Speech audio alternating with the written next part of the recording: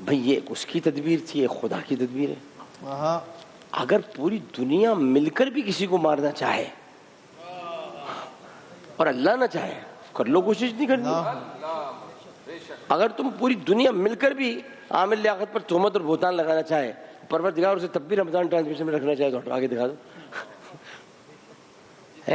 مطلب یہ کہ بات ہے نا، اس کو سمجھنے کی کوشش ہے. تو اب یہ کہ بادشاہ نے جس کے ذمہ یہ کام لگایا تھا کہ بھئی تم پتھر وتھر رکھ دو، وہ بڑا نیک تھا، بڑا ایماندار تھا. تو وہ ایک انصاف پسند آدمی تھا.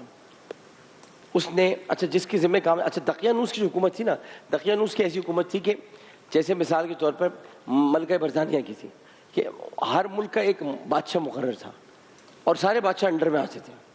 تو دقیانوس نے جس بادشاہ جس کے ذمہ ڈیوٹی لگائی وہ بھی ایک بادشاہ تھا، چونکہ علاقہ اس کا تھا.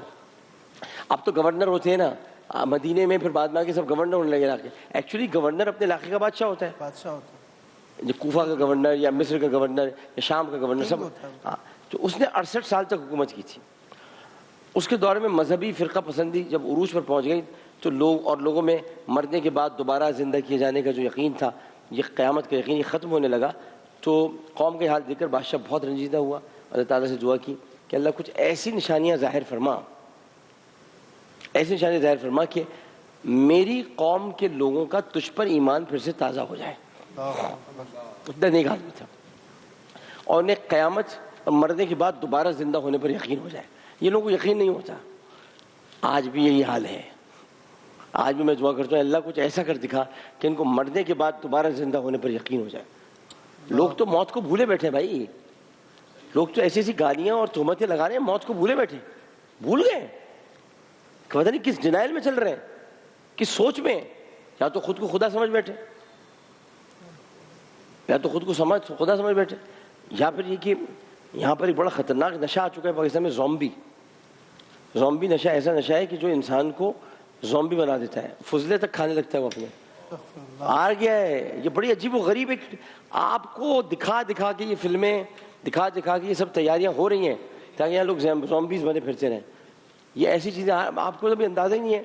اگر آپ کو ایسے سمجھنا ہو کبھی چیزیں، حقیقت ٹی وی دیکھا کریں، اس میں بہت سارا کام ہو رہا ہے، بہت سی چیزیں ہیں، بتاتے رہتے ہیں وہ، اور بہت سارے لوگ ان کی باتوں پر ہنستے ہیں.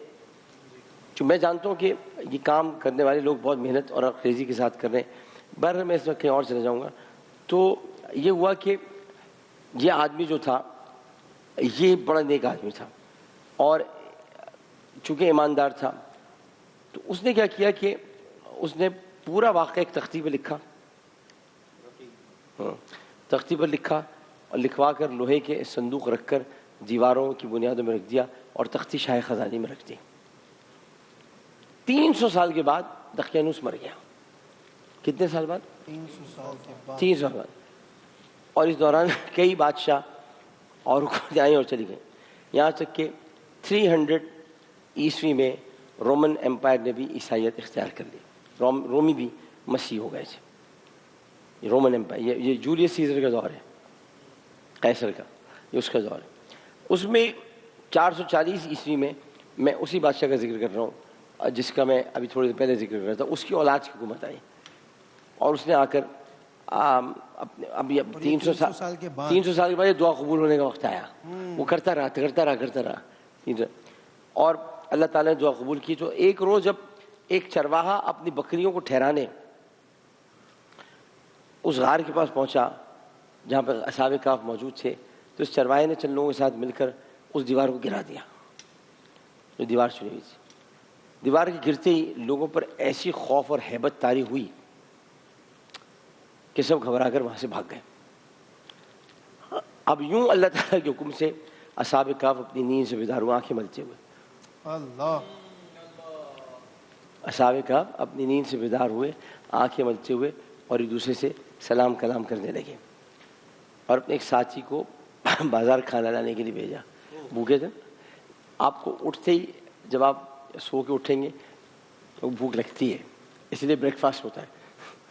تو آپ کو اٹھتے ہی جی اچھا بازار کا نام تھا یملیخا. اچھا انہی میں سے بھیجا. ہاں بازار کا نام تھا یملیخا اور ان کا نام بھی تھا یملیخا. بازار وہی پرانا سے، تو اپنے نام کے بازار میں، وہ تو یہی سوچ رہے تھے نا ہم سو گئے ہوں گے. تو یملیخا ساتھی کو انہوں نے بازار بھیجا. بازار پہنچے تو دیکھ کر حیران رہ گئے کہ شہر میں تو ہر طرف اسلام کا چرچا ہے، اسلام کا چرچا ہے. 300 سال گزر گئے نا، 300 سال نہیں، 300 سال دقیانوسی گزر گئے. اس کے بعد کچھ لوگوں کو 300 سال کچھ اور عرصہ اور گزر گیا. مسیحیت اختیار کی جا چکی ہے. حضرت عیسیٰ کو سولی پر معاذ اللہ ان کے عقیدے پر جائے. اب اسلام کا چرچا ہے، کیونکہ اب اسلام آ گیا ہے، چرچا ہونا شروع ہو گیا. یہ 520 سال ہو چکے ہیں اس واقعے کو. ہاں، اس کشمکش میں جو ہے وہ یملیخا نے کیا کیا، انہوں نے اپنے کھانے کے عوض اپنے سکے دکاندار کو دیے. آیا نا ٹرننگ پوائنٹ. جب سکے دکاندار کو دیے تو سکے، اچھا وہ ہم سے تو اسٹیٹ بینک نے واپس لے لیے پڑا نوٹ، ورنہ تو ہم بھی وہ سکے نوٹ لے کے چل رہے ہوتے. تو اب تو 10 پائی یاد بھی نہیں آتی. 10 پائی پہیے کی طرح ہوتی تھی. ہاں، لوگ پاگل سمجھیں گے. ہمیں تو ویسے لوگ پاگل سمجھتے ہیں، تو دکھائے گا بھی نہیں تب بھی پاگل سمجھیں گے لوگ. تو اس کے بعد دیکھیے جب آ رہا ہوں سر، آ رہا ہوں، مجھے آنے تو دو. آپ سب چیزیں تو آگے بتا رہے تو مجھے تو آنے دو. تو ایک بات صحیح کی تھی، ہم نے دعا کو پڑھ کے گئے تھے. تو جب سکے دیکھے تو کہنے یار اس شخص کو کوئی پرانا خزانہ مل گیا ہے. بھائی اسٹوری سنائے تو ایسی سنائے نا، اسٹوری سن رہے نا. اب میں آپ کو مطلب خشک انداز میں سناؤں تو مزہ ہی نہیں آئے گا. انہوں نے کہا یار اس کو تو کوئی، ہاں اس کو تو، ہاں مجھے کہہ رہے ایسے صحیح ہے. تو ان کو تو یہ پرانا خزانہ مل گیا. جب اس نے یملیخا کو، یملیخا نام رکھیے گا، یملیخا کو، وہ اپنے ہی بازار میں گھوم رہے ہیں. یملیخا ان کے نام کو بنا ہوا تھا، بازار ان کے نام کو بنا یملیخا. تو اسی میں گھوم رہے، ان کو سپاہیوں کے سپرد کر دیا. سپاہیوں نے یملیخا سے پوچھا بتاؤ یہ خزانہ کہاں سے آیا ہے.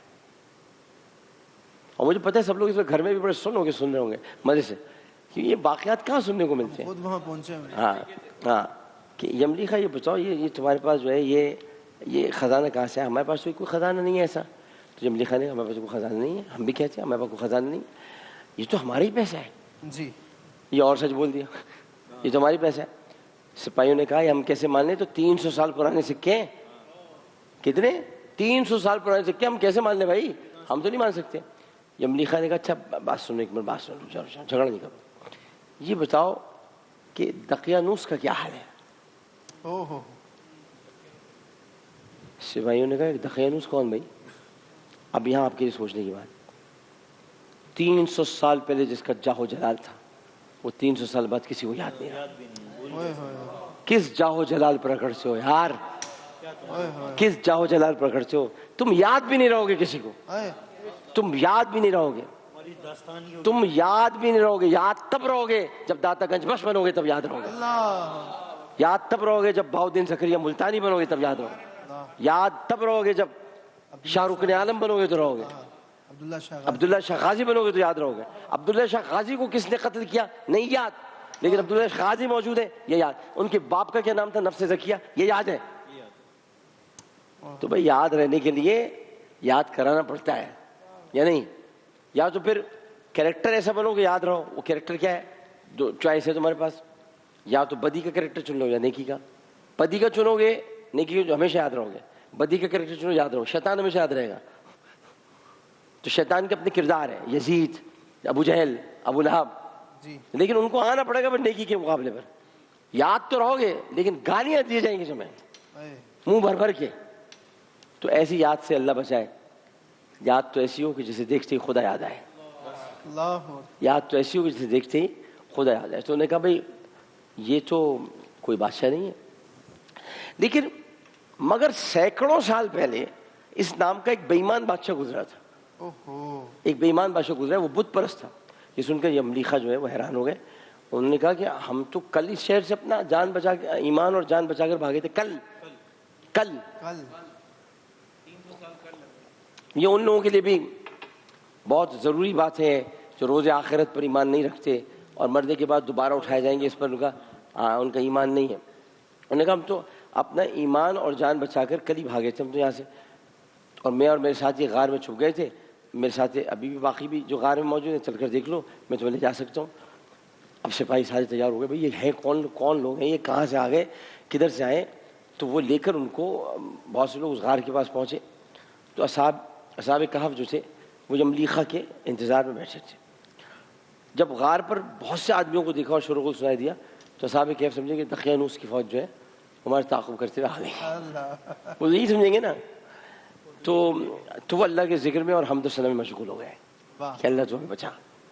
اللہ تو کیونکہ یہ وہ مسیح تھے جو یہ جانتے تھے کہ پروردگار ایک ہے. حضرت عیسیٰ کی تو ایکچولی چاہنے والے تھے ہی موحد نا.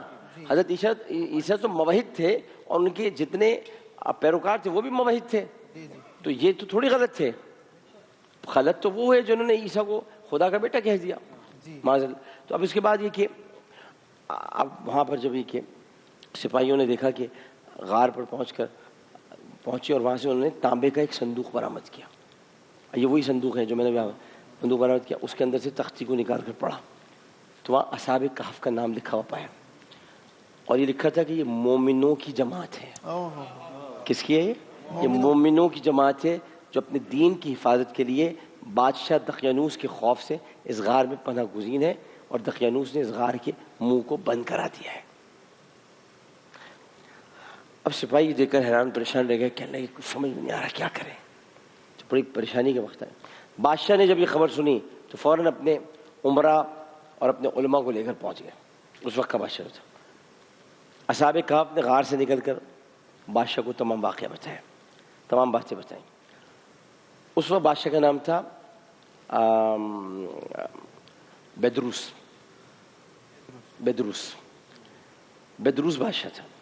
بیدروس تھا اب پوتا اسی بادشاہ کا جو دعائیں مانگتا تھا. وہ گرم صاحب یہ اسی بادشاہ کا تھا وہ جو دعائیں مانگتا تھا. اسے سجدہ گزار ہو کر اللہ تعالیٰ کا شکر ادا کیا اور کہا اللہ میری دعا قبول ہوئی. اور آپ نے ایسی نشانی ظاہر فرما دی کہ انسان موت کے بعد زندہ ہونے کا یقین ضرور کرے گا. اس کے بعد صاحب کہف نے بادشاہ کو دعا دی اور سلام کرنے کے بعد دوبارہ اسی غار میں واپس چلے گئے اور دوبارہ واپس جا کے سو گئے. دوبارہ سو گئے. اب سنیں آپ, اب اسی حالت میں جو آپ فرما رہے ہیں, اب اسی حالت میں اللہ تعالیٰ نے انہیں موت دے دی ابدی. بادشاہ نے اسی غار میں ان کی قبریں بنوائیں اور سالانہ ایک دن مقرر کر دیا جب لوگ اصحاب کہف کی قبروں کی زیارت کو آیا کرتے تھے. مقصد یہ کہ قبروں کی زیارت کو آج سے نہیں بہت پہلے سے مانا جا رہا ہے. بہت زیارت کو مانا جا رہا ہے. آج بھی موجود ہوں گی. آج بھی میں وہی بتا رہا ہوں. اب اس میں متعدد اقوال پائے جاتے ہیں. اب میں آپ کو کچھ اس کو تھوڑا, یہ تو ہو گیا اصحاب کہف کا واقعہ. اب میں آپ کو اس کے بارے میں بتا دوں. متعدد اقوال پائے جاتے ہیں. حضرت عبداللہ ابن عباس رضی اللہ تعالیٰ عنہ کا قول ہے کہ کیونکہ ان اصحاب کے نام ایک تختی پر کندہ تھے اس لیے انہیں رقیم کہا جاتا ہے. کیا کہا جاتا ہے؟ رقیم کہا جاتا ہے. اور ان کا قول یہی کہ رقیم ایک بستی ہے اور اس بستی کے پیچھے پہاڑ ہیں, پہاڑوں میں غار ہے جہاں یہ چھپے تھے. البتہ جمہور اور محدثین میں یہ اختلاف ہے. وہ کہتے ہیں یہ ایک جماعت ہے جس پر ہمارا اتفاق ہے. اب چونکہ میں سورہ کہف کی آیت نمبر 9 ہے تو اس میں یہ آتا ہے کیا تو اپنے خیال میں غار اور کتبے والوں کو ہماری نشانیوں میں سے کوئی بہت بے عجیب سی نشانی تصور کر رہا ہے؟ یہ سورہ کہف کی 9ویں آیت ہے. آثار قدیمہ کی تحقیقات کے بعد یہ انکشاف ہوا ہے کہ سب سے معتبر شہر جس کو آثار قدیمہ والے کہہ سکتے ہیں وہ شہر رقیم ہے. اور جس قدر تحقیق کی جا رہی ہے اس سے قرآن کی حرف بحرف تصدیق ہوتی جا رہی ہے. ابھی تک تحقیق ہو رہی ہے رقیم شہر پر, ابھی تک ہو رہی. اصحاب کہف کا اب ہمارے یہ سامنے اصحاب کہف کا زمانہ اب جدید تحقیق کے مطابق تخمینہ یہ لگایا گیا ہے کہ یہ واقعہ حضرت عیسیٰ علیہ السلام کے بعد نبی کریم صلی اللہ علیہ وسلم کے آنے والے زمانے میں یہ پیش آیا ہے جب ابرہہ کی حکومت تھی. اور اصحاب کہف کا غار کا ہے خلیج عقبہ سے شمال کی جانب بڑھتے ہوئے, خلیج عقبہ اسے آپ شمال کی جانب بڑھتے ہوئے پہاڑوں کے 2 متوازی سلسلے ملتے ہیں. ایسے آپ کو ایسے پہاڑ آپ کو یوں ہوتے جائیں گے, وہ ایسے اگر یوں ہو جائیں گے, بالکل یوں اس طرح سے ہو جائیں گے. ان میں سے ایک پہاڑ کی بلندی پر رقیم شہر آباد ہے اور اس شہر کے عجیب و غریب پہاڑ قابل ذکر ہے, قابل غور ہے, عجیب پہاڑ ہے کوئی کھڑا ہوا ہے، کوئی عجیب سے یوں ہوا ہے، کوئی ٹیڑھا سا ہے، کوئی عجیب سا ہے. یہاں پر اس طرح واقع ہے کہ دن کی دھوپ اور تپش ان تک پہنچنے میں بڑا وقت لگتا ہے، ان پہاڑوں تک پہنچنے میں. اور ایک غار قریب قدیم عمارتوں کے آثار بھی پائے گئے. اور 17ویں آیت میں کہ اور جس کا ذکر ہے 17ویں آیت میں اصحاب کہف کے نام کیا تھے، ان کی تعداد کیا ہے. کسی صحیح حدیث میں دیکھیں، میں وہ بات کرتا ہوں جو کہ حدیث کے مطابق ہو. بتانے کو تو میں بھی آپ کو بتا سکتا ہوں اپنے علم کو ظاہر کرنے کے لیے، مجھے ایسا علم ظاہر نہیں کرنا جس پہ رسول اللہ ناراض ہو جائیں. تو میں آپ کو وہی بتاؤں گا جو رسول اللہ نے بتایا. کسی بھی صحیح کتب میں حدیث میں اصحاب کہف کے نام اور ان کی تعداد صحیح ثابت نہیں ہے. تفسیری اور تاریخی واقعات میں مختلف نام بیان کیے گئے. حضرت عبداللہ بن عباس رضی اللہ تعالیٰ عنہ بیان کرتے ہیں، جو نام میں آپ کو بتا دیتا ہوں. پہلا نام ہے مکسلمینا، مکسلمینا.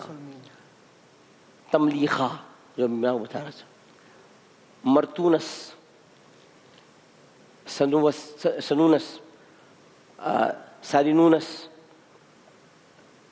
زنوس، اور کا عین سا طا یہ نون سین. یہ نام ہے. کا عین یہ سوا، کا عین یہ سین، طا نون عین سین، یہ نام ہے. اب یہ ہاں ایک بھی یاد نہیں رہے گا. ہاں جبکہ 8واں ان کا کتا تھا جس کا نام تھا قطمیر. قطمیر، قطمیر، قطمیر. ہاں قطمیر غلط نام ہے نا، قطمیر غلط نام ہے. قطمیر قرآن نے قطمیر کہا ہے، قطمیر کہا ہے، قطمیر ہوگا پھر. قطمیر غلط نام ہوگا پھر، قطمیر ہوگا. تو قرآن نے جو کہا ہم تو وہ کہیں گے، تو قطمیر ہوگا. قطمیر ان کے کتے کا نام ہے. تو اب ان ناموں میں کافی اختلاف پایا جاتا ہے. کبھی قطمیر تک تو صحیح ہے لیکن باقی کافی چیزوں پہ اختلاف پایا جاتا ہے. خود قرآن کہتا ہے کہ اللہ تعالیٰ ہی بہتر جانتا ہے کہ ان کی صحیح تعداد اللہ کو معلوم ہے. آپ جو کہہ رہے ہو 22ویں آیت میں ہے کیا؟ نہیں نہیں، جو کتے کا نام ہے وہ 22ویں آیت ہے. چیک کریں 22ویں آیت، 22ویں آیت دیکھیں نا. 22ویں آیت، 22ویں آیت پڑھیے نا، میں آپ کو دیتا ہوں. 22ویں آیت میں کتے کا نام آپ کو ملے گا. 22ویں آیت میں آپ پڑھیں نا، پڑھیں پڑھیں پڑھیں پڑھیں پڑھیں پڑھیں. 22ویں آیت میں کیا ہے؟ 22ویں آیت میں ذکر ہے، مجھے یاد پڑتا ہے سورہ کہف کے اندر، اور اس میں یہ کہ کچھ تو لوگ کہیں گے کہ اصحاب کہف 3 تھے، یہ ہے شاید قائل. کچھ لوگ کہیں گے کہ اصحاب کہف 3 تھے، چوتھا ان کا کتا تھا. کچھ کہیں گے کہ 5 تھے، چھٹا ان کا کتا تھا. یہ پڑھیے گا ذرا. بسم اللہ الرحمن الرحیم.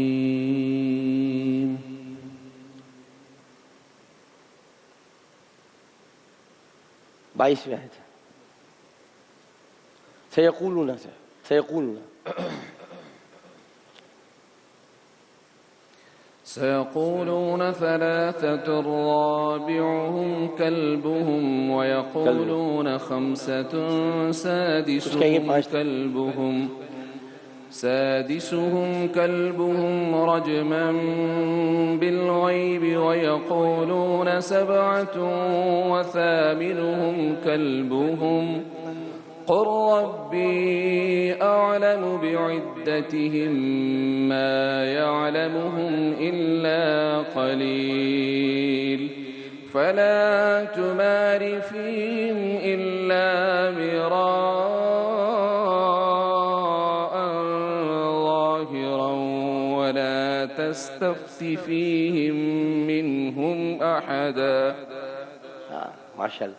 اب اس میں قطمیر کا کہاں ذکر ہے؟ پہلے ہے نہیں، نام پڑھ کے بتائیں نا. نام پڑھیے گا، نام پڑھیے گا جب تک. آپ میں یہ بتانا چاہ رہا ہوں کہ اس میں یہ بتایا ہے، ابھی قاری صاحب نے تلاوت کی ہے، اس کا ترجمہ یہ ہے کہ کچھ تو لوگ کہیں گے کہ اصحاب کہف 3 تھے اور چوتھا ان کا کتا تھا، اور کچھ کہیں گے 5 تھے اور چھٹا ان کا کتا تھا. غیب کی باتوں میں اٹکل کے پچو لڑائیں گے. اٹکل کے پچو سمجھتے ہیں آپ؟ پھر تیر مارا، وہ لگ گیا تو وہ صحیح ہے. اٹکل کے پچو اللہ کو بہت برے لگتے ہیں. اٹکل کے پچو لڑانا، تکے، ہاں جس کو میں تکے لگانا کہتا ہوں. تمہیں میرا تکے لگانا کہلانا یاد ہے؟ تو اٹکل کے ہاں تکے یہی تکے. تو اٹکل کے پچو لڑانا. کچھ کہیں گے کہ وہ 7 ہے اور 8واں کتا ہے. تو اس لیے تعداد کو نہیں پتہ نا. اور آپ کہہ دیجئے کہ میرا پروردگار ان کی تعداد کو بخوبی جاننے والا ہے, اس لیے میں نہیں بتا رہا تھا. خاتمی طور پہ نہیں بتانا چاہتا, اس کی مرضی.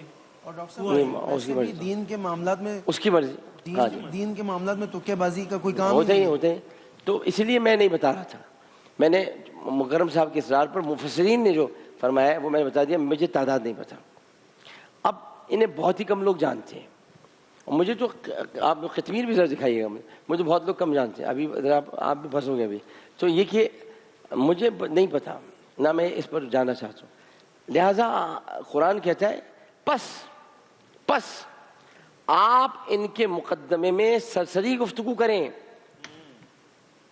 سرسری یہ رسول سے کہہ رہا ہے, سرسری گفتگو کریں, اور ان میں سے اور ان میں سے کسی سے ان کے بارے میں پوچھ گچھ بھی مت کریں. مطلب آپ کنفرمیشن حاصل مت کریں کہ تم بتا دو, کیونکہ اللہ بہتر جانتا ہے. بنیادی مقصد کیا ہے کہ سب اس کا, تو پھر اگر یہ ہے تو پھر بنیادی مقصد کیا ہے اس ذکر کا؟ بنیادی مقصد یہ کہ اگر کوئی بات ہمیں عقل کے عجیب معلوم ہو تو یہ ضروری نہیں ہے کہ وہ حقیقت کے لحاظ سے بھی عجیب ہو. ہاں, کیونکہ اللہ تعالیٰ نے ایسا منظم نظام اس کائنات میں قائم کر رکھا ہے کہ عقل حیران رہ جاتی ہے. حیران رہ جاتی ہے. اصحاب کہف کو زمانے دراز تک سنانے کے بعد جگانے کا مقصد یہ تھا کہ لوگ سمجھ لیں کہ اللہ کا وعدہ سچا ہے. قیامت میں سب مردوں کے اجسام کو زندہ کرے گا, اور قیامت کے آنے میں کوئی شبہ نہیں. یہی دجال کرے گا.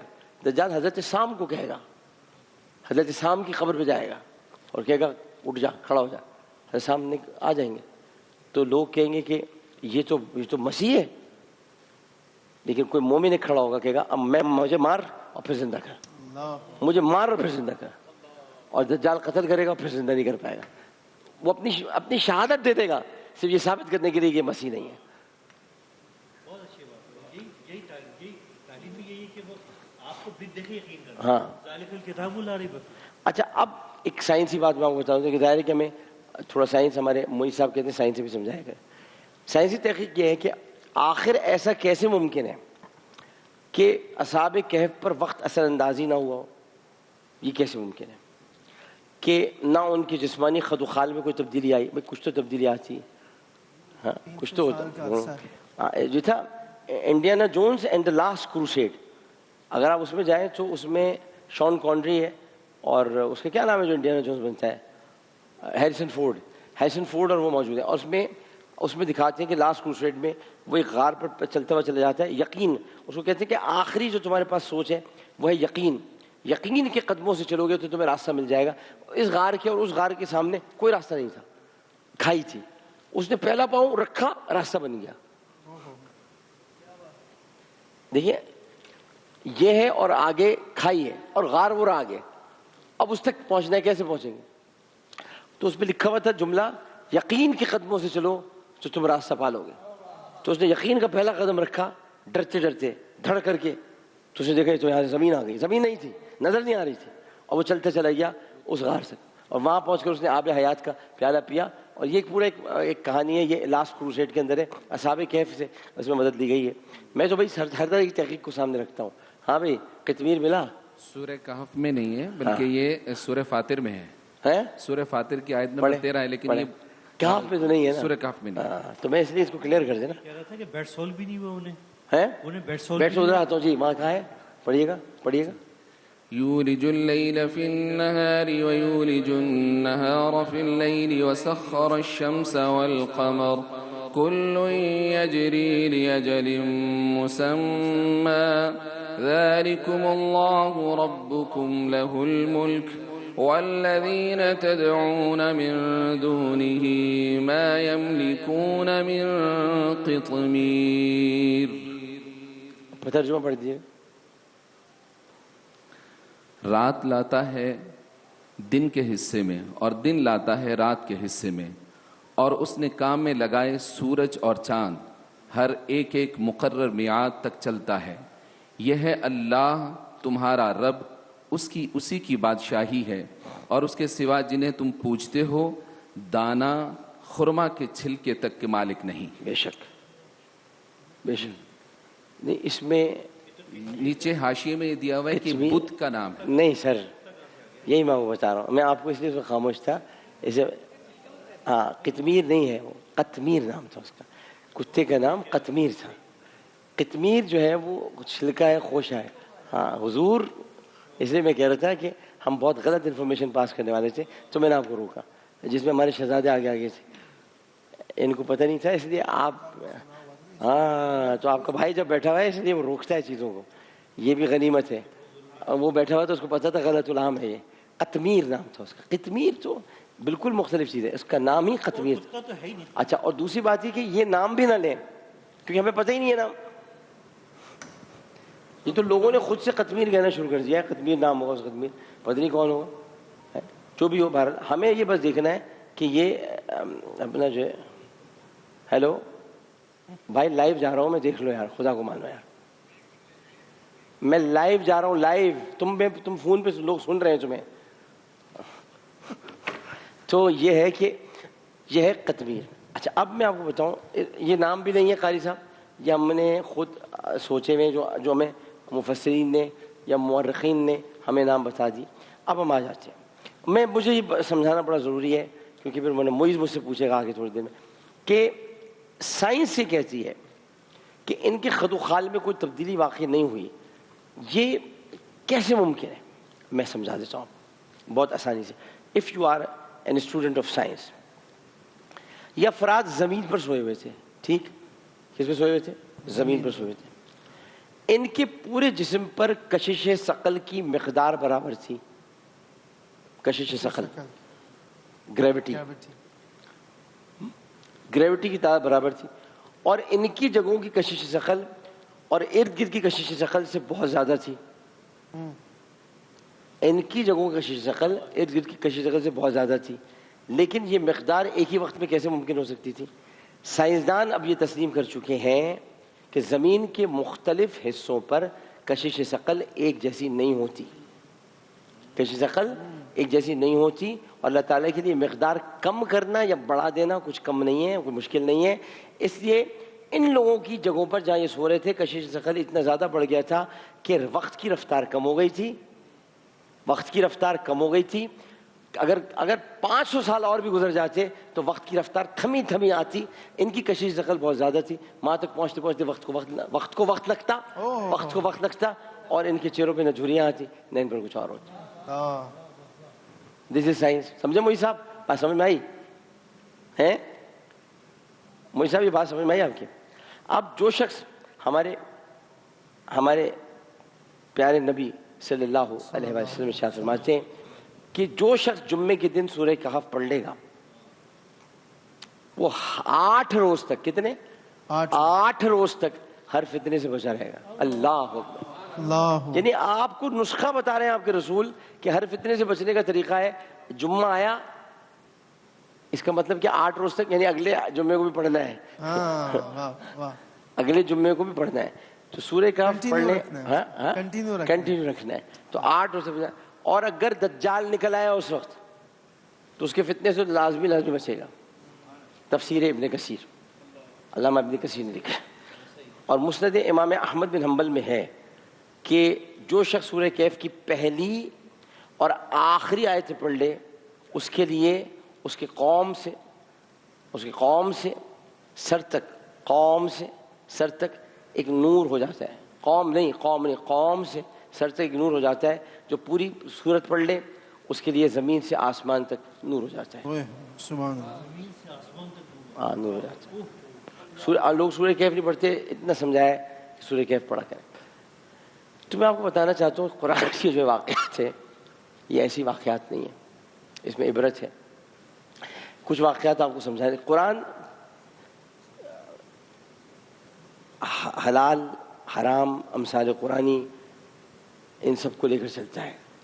اس میں متشابہات بھی ہیں، محکم بھی ہیں. اس میں 5 چیزیں ہیں: محکم، متشابہات، حلال، حرام، امثال. یہ قرآن ہے. ان 5 چیزوں پر قرآن ہے. سبحان اللہ. ان 5 چیزوں کو اگر آپ سمجھنے کی کوشش کریں گے تو آپ کی سمجھ میں بہت ساری بات آئیں گی. اصحاب کہف کا بس اتنا ہی واقعہ ہے، باقی واقعات ہیں لیکن میں نے آپ کو جتنا بتایا ہے بس اتنا ہی سنیے، باقی میں مت جائیے، وہ پھر اسرائیلیات ہیں، اس میں آپ بھٹک جائیں گے، بہک جائیں گے، گم ہو جائیں گے۔ کوئی ضرورت نہیں ہے اپنے بڑے فخر سے بتانے کے لیے ہمیں نام پتہ ہے 8 کے 8 کیا نام ہے، قرآن کیا کہہ رہا ہے، کوئی کہے گا 5 تھے، کوئی کہے گا 6 تھے، کوئی کہے گا 7 تھے۔ اے نبی کہہ دو تمہارا رب بہتر جانتا ہے۔ سبحان اللہ، جب آپ کو کہہ دیا تو کوئز میں بھی یہ سوال نہیں چلے گا، کوئز میں بھی کوئی سوال کرے گا تو میں اس پکڑ لوں گا اور کہوں گا مجھ سے کبھی نہیں پوچھنا صاحب کہف کے نام کیا تھے، مجھ کو نہیں پتا، بھائی بس تلاوت کر لیا کرو بس، بس تلاوت کرو، یہ کر لو، ہم پر بڑا رحم ہوگا کہ بس تلاوت کر لو اور تلاوت کر کے باقی ساری چیزیں ایسی ہیں یہ کام نہیں آنی ہے، کام آنا ہے تو اللہ اس کے رسول کا ذکر آنا ہے اور اللہ کے رسول نے جو فرمایا وہ کام آنا ہے۔ باقی جو قطمیر اور قطمیر ہے تو میں تو قطمیر بھی اور قطمیر دونوں سے ناموں پہ نہیں جاتا، چونکہ ذکر ہو رہا تھا تو ہم اس پر پڑ گئے، ورنہ ہمیں نہیں اور پتا ڈاکٹر صاحب کیا ویسے نام بھی جو آیت مبارکہ اس میں کلبہم، کلب کتے کا ذکر، کتے کا ذکر ہے۔ کلب آپ کتوں کے نام تھوڑے رکھے گئے تھے کہ اب آپ چونکہ آج نام رکھے جاتے ہیں کتوں کے تو سمجھو اس وقت بھی رکھا گیا ہوگا نام، ہو سکتا ہے نہ رکھا گیا ہو نام، نہیں بھائی یہاں ٹامی رکھا جاتا ہے تو وہ بھی ٹامی کوئی نہ کوئی نام تو ہوگا، بھائی نہیں ہے نام کتے کا کوئی نام نہیں ہے، اور ہوگا بھی تو مسیحیوں کے نزدیک ہوگا، یہودیوں کے نزدیک ہوگا، مسلمانوں کے نزدیک کتے کا کوئی نام نہیں ہے۔ لہٰذا اسی پر میں وقفہ لیتے ہیں، وقفے میں حاضر ہوں گے۔ السلام علیکم ورحمۃ اللہ۔